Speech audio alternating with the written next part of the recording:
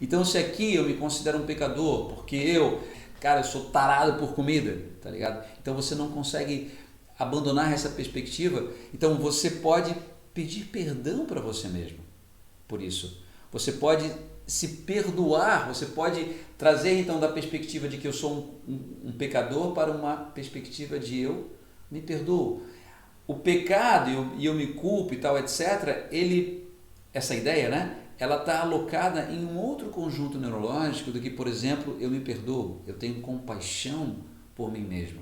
E quando eu ativo esse outro conjunto neurológico, eu me perdoo, eu tenho compaixão por mim mesmo, fisiologicamente eu ativo um outro sistema. Aqui eu ativo um sistema de raiva, de medo, está muito mais relacionado à preservação, descarga de adrenalina, cortisol. E aqui quando eu me perdoo, quando eu aceito quem eu sou, quando eu tenho compaixão por mim mesmo, eu ativo um sistema muito mais relacionado à ocitocina, que promove essa dilatação das nossas veias, artérias, faz com que você se sinta bem, como se você se sinta literalmente amado. Por isso que as pessoas, dentro da perspectiva religiosa, quando elas entregam os seus caminhos ao Senhor, seja lá como a gente querer chamar, tá ligado? E elas se sentem perdoadas pelo Criador, dentro do sistema de credo delas, elas experienciam literalmente como se elas tivessem renascido, as suas veias, artérias se dilatam, ela sente novamente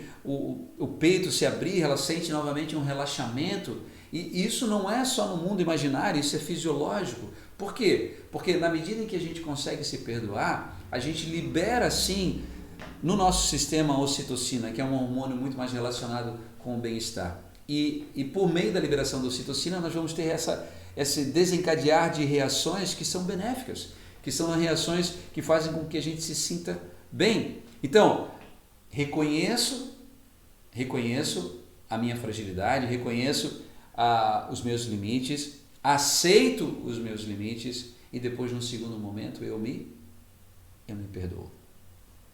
Inclusive, se esse meu comportamento ele também causou um prejuízo a outras pessoas, é interessante que eu também, pelo menos na minha cabeça, eu também peça perdão na minha própria cabeça para essas outras pessoas que foram prejudicadas pelo meu comportamento. Então eu não somente perdoo a mim mesmo, mas eu também peço perdão a outras pessoas que estão envolvidas nesse comportamento que eu tive e que não foi somente prejudicial para mim, mas foi também prejudicial a outras pessoas. Isso traz uma maior estabilidade a todo o sistema.